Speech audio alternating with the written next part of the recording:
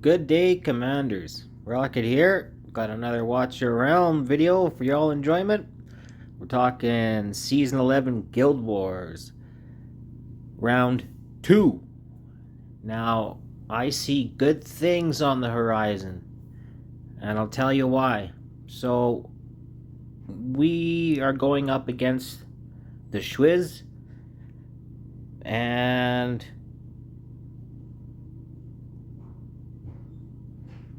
it's looking pretty decent. They don't have a whole lot more, in my opinion, that they can attack to get any wins out of. They've been attacking the bot tower for the last few hours now, just trying to get some points. Which brings me to the bot towers. We had one member that there's no way he could beat any of these teams. You'll notice they do have a few Apex stickers, so they do have some good players in their guild. I think where we won here is we just had like 3 or 4 more experienced members than them, and this matchup, in my opinion, is just perfect for where we were, because last season we got knocked down quite a bit. Still in Plat 3, but in the lower end of Plat 3. And these bot towers, the last round, it almost kind of evened out the wins and losses in order to give us a matchup like the Schwiz. Otherwise, sometimes we would have been up against one of the Overlord teams. So these bot towers are doing exactly what they're supposed to, I believe. And I think it's a great way for the matchmaking to properly match up guilds that are even to one another, or where they should be at least within the rankings. So if you're 100th place, you're not facing someone in the top 20, regardless on how bad they lost or how bad you won, because now with the bot towers, if they're used properly, they give a good idea of what the guild should be facing. So that's my opinion on the bot towers. We will get into my attacks as well as a few other attacks, and then we'll go into the defense that I set up. Okay. So, still time left so far, 5-0. So first up here we've got Armageddon, one of the first attacks I made. Pretty sure I just attacked whoever attacked me, and then when they stopped attacking, I attacked a couple more, just for giggles. So, yeah, the placement on these maps, you really gotta, you're forced to basically use very certain heroes, and I was ever so happy to be able to use the Chaos Shaman and the Epic Archers. They really just tear right through this team. Down goes Wukong. There's Draylin's passive, and then he's gone.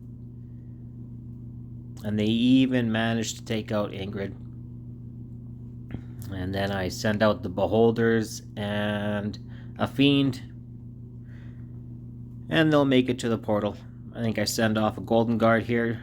Yeah, don't even need them. So yeah, you can use Ingrid and other heroes in certain spots, but in those spots you're going to need CC, and there's really no good 2-tile CC. You're really forced to use either very select heroes, i.e. Naza, Iris kind of thing, or you have to just have a super cracked out team and gear and some kind of RNG. Okay, next, Triple X.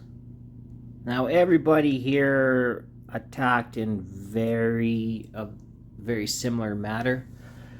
Basically just a bait and fly over.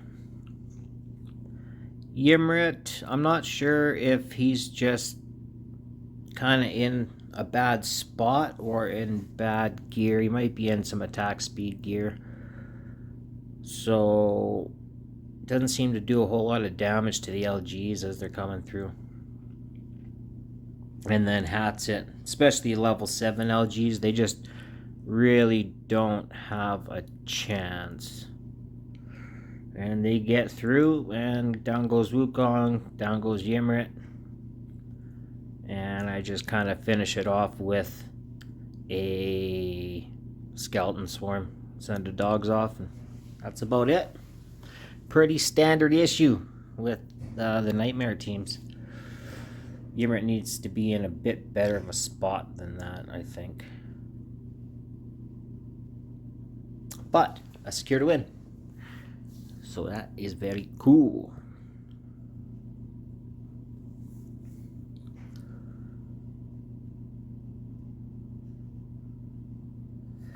Off to Stronghold 2. Mr. Salty. So, we couldn't crack his first team, but the second team wasn't too bad.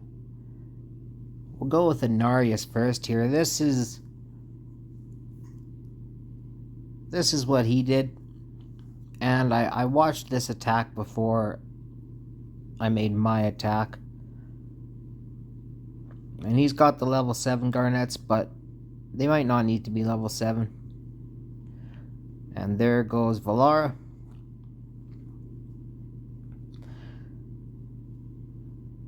After that, you don't even really have to worry about anything else. Demon Soldiers pretty much just walk right through. Nazaw's great in ult, but when her ult's down, she doesn't do a whole lot, if we're being honest. So he just rinse and repeat. Beholder's Fiends, and then the Spiders. And again, a couple of them make her true. And that's it. Secures the win. So yeah, I watched this attack before I made mine. And somewhere along the lines, I said, I don't know if the BP is going to be good enough or if the level's going to be good enough. So I said, thanks, but I prefer it my way. You know? But somewhere along the lines, I went back in my head, and I think it's because I looked and I seen the golden guards there and thought they might have been the garnets. But then I throw double beholders out here. As soon as I see the first one go, I'm just like, uh-oh, those aren't garnets. So you just wasted them there, and now it's going to be tight. So I decided to go with the Fiend double spiders, and then a Fiend right away after that, and hopefully this first Fiend and the second Fiend can not only take out Brokir, but at least one of them get to the portal. And they do. They just get by. Nazaw's ult. I throw out the golden guards, try to clear it up for a bit for the... Or I send out the LGs, try to clear the way for the golden guards, and they do their job. They do their job. Because Nastia, she'll take out these golden guards. Her ult will just follow them wherever the heck they're running to, so... Saved the day. Really close.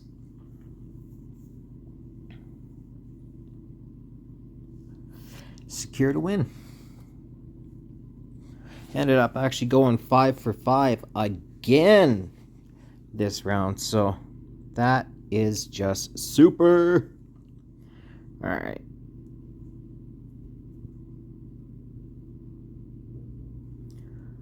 So here, QO.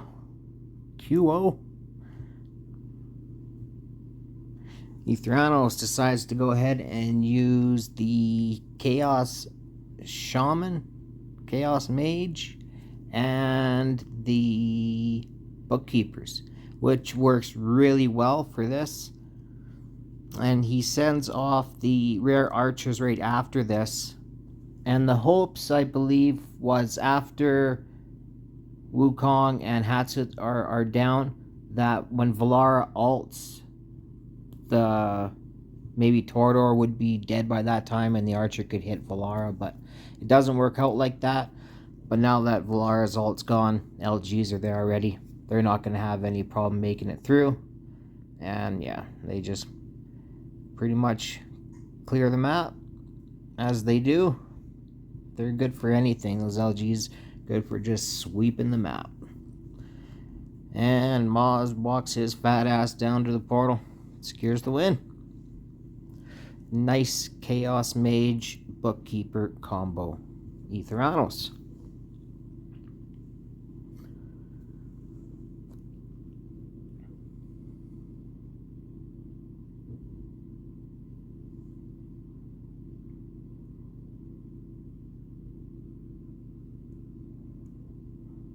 This one here by James Bong. Just a really well executed Captain Maw strat.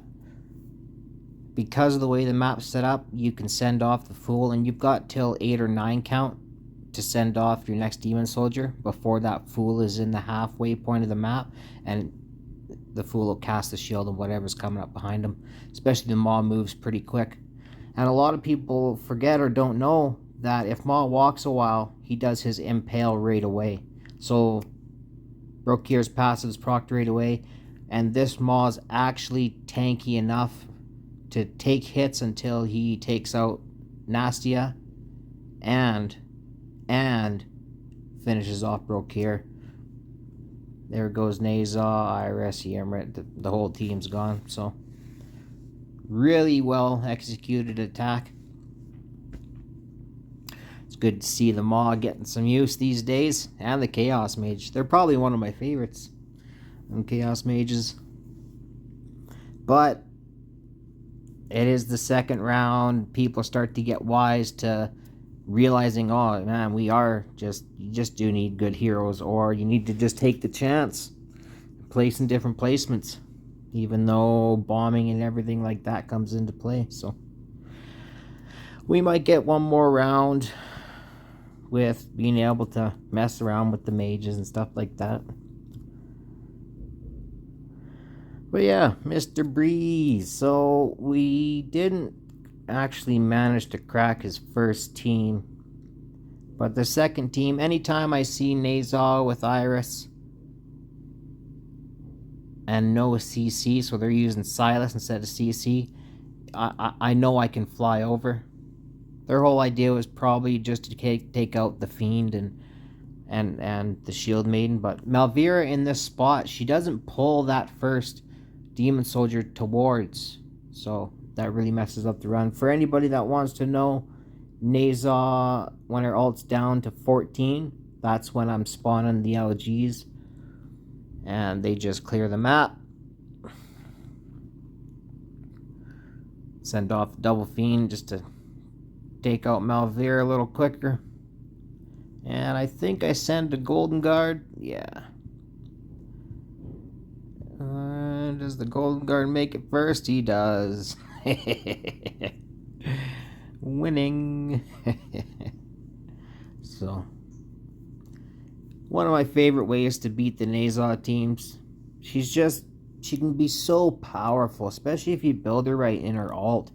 And her attack speed's crazy. Once she changes weapon styles a few times, oh man, she just destroys the Fiends. Old Septimus Prime here.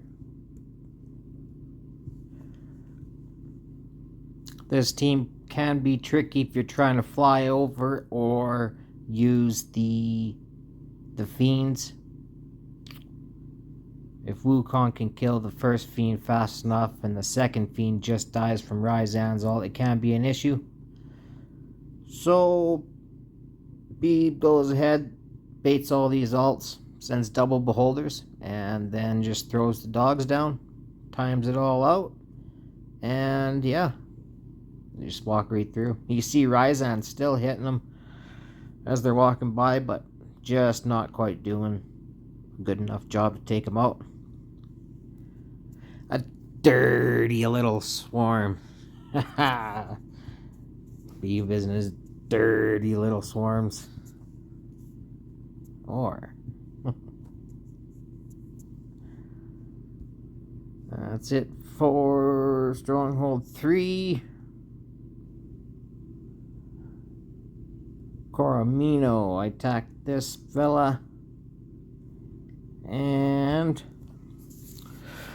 it was close, man. Everything that could go wrong did go wrong, and just kept my cool in mid-fight and kind of came up with something that made it work out. So pretty much what I always do: Fool, Beholders, Fiend, then Spiders.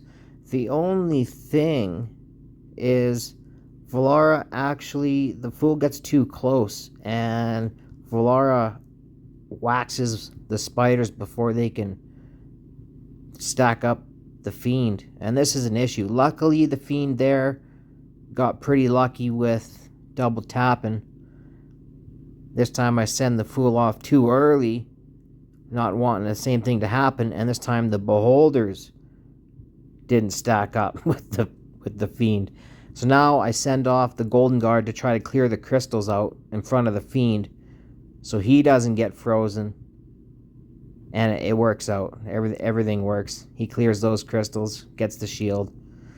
And the last Golden Guard just gets there. So probably some very fine tuning I need to do, like instead of holding out till 9 count with the Beholders after the Fool, maybe wait till 8.5, something like that.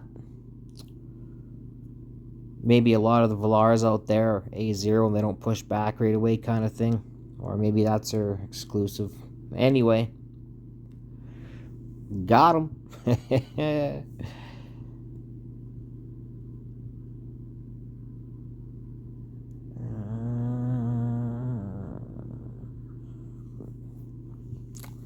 And this one here, pretty standard.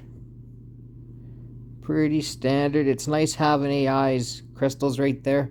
The only thing is there's just not enough damage in the team. But it is nice having the 3 crystals in front of the defender because it does freeze the Fool. Only you need AI to have rage regen. You almost need her paired with Iris as well so that her crystals are coming right back. But nothing really works out, and yeah, pretty easy win. Pretty easy. See, if that was nasty there, she would have took out that Golden Guard, but yeah, secures the win.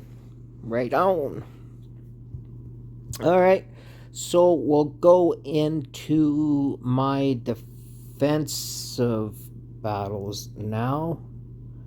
So if you watched my last video, I did update the team, and I find this placement also to be better than what I had. This one I'm keeping because it's funny. So we'll just go to the basically top because it's pretty much a compilation over. Well, actually, I don't know why this guy brought in the. I don't know why he brought in. Try to kill Nastia? Huh. Yeah, he brought the Ember Fire Temper. Anyways, so the whole idea here is he's trying to kill AI. But it just doesn't work out. And with Nastia's Lord and Iris in the team, AI basically gets her ult back. See how fast her ult comes back? It's right away. So she's always casting the freezes. And he's like, oh, maybe the Garnets are stronger. This also just might be a bit of a troll from the last attacks, because they're very much the same thing. Tried the Garnets, they tried the Bookkeepers, they tried the Archers. This guy's now trying the LGs, but AI does not die. And his timings were okay with the LGs, but with the position of Nastia before the tank, she takes out that one LG, and Nazal gets her ult back fast enough to get that other LG before they can do any damage. So that's about as far as they got with that one. Pretty happy about that. And these guys here, I actually just got Valesi's A1 today through the Choose Your Own banner. So she'll be throwing out stuns now. And yeah, I like this team because Boreas has the anti-heal, and the Fool just sometimes won't make it there in time. Unless you pair the Fiends with the Spiders as well. But then, most likely, the Fiends will die by the time they take out Malvira and everything like that. So you don't have that extra unit to actually get the win. So, this team performed. It performed well. It performed within my expectation. You can still crack it with the level 7 Fiends, though. Especially if you use the rare dogs to bait Boreas beforehand. But then you do that, you still have to use the Spiders as well. And sometimes you don't get that third point. So that's about it for that team. So they did well. They did well. Yeah. I guess that's about it. Yeah, we had a couple teams undefeated. If you want to kind of see what people are using out there for